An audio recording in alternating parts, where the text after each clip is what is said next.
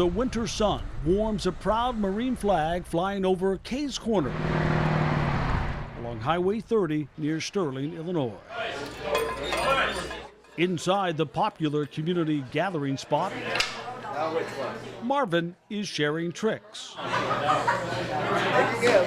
one. Oh, you know what's under that one. And stories, lots of stories. But on this day, he is ready to share a different kind of story.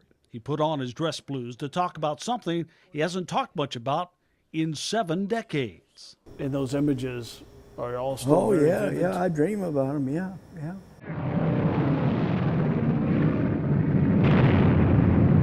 You see, Marvin was one of the so-called chosen few, a term for the badly outnumbered UN forces involved in the brutal battle of the Chosin Reservoir in the first few months of the Korean War. About 20,000 men, including U.S. Marines, found themselves surrounded, then attacked by 120,000 Chinese in northern Korea. They'd blow that long trumpet, and then here they'd come, just like a beehive. What were you feeling? Do you remember that? Just scared to death. It was unbelievable how scared you could get. The chaos of overwhelming force made even worse by the extreme cold. The temps dropped to 35 degrees below zero. Guns gelled, radios stopped working. Even cutting away clothing to treat wounds meant near certain frostbite and gangrene. You had to stand up and sleep in them foxholes could keep your feet from frostbiting. You got to where you could sleep rocking, just rocking back and forth. Records show 30,000 Chinese died of frostbite alone. And the frozen few kept fighting and fought hard against all odds. The confusion was unbelievable. There you got guys hollering over here, I'm hit. You got guys screaming for their mother. Bodies stacked high throughout the reservoir. The outnumbered forces fought intensely, hitting, then pulling back, then hitting again, holding the line the best they could.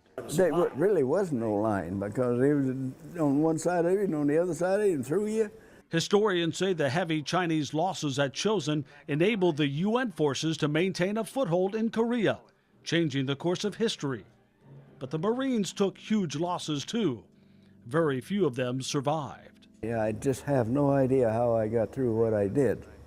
And there was a lot of them didn't. Marvin credits a 9-year-old orphan boy for helping him get through the war. A boy he discovered dirty and distraught after the deaths of his parents right in front of him. I picked him up under a railroad trestle.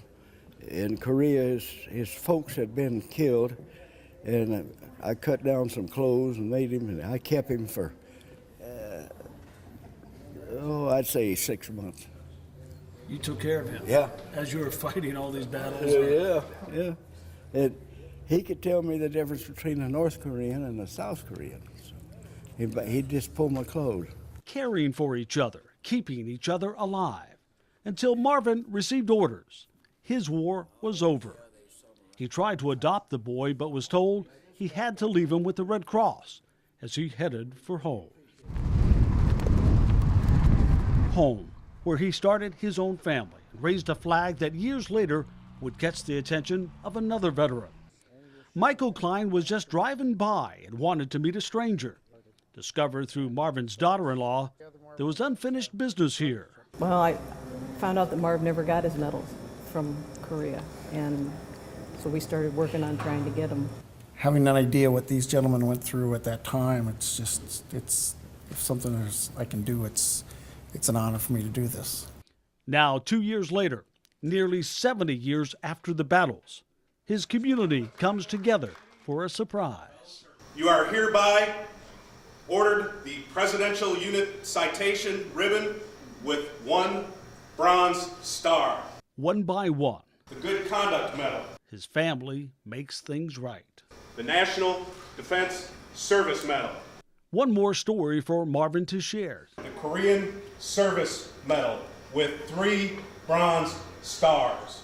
Only this time, The NATO Service Medal.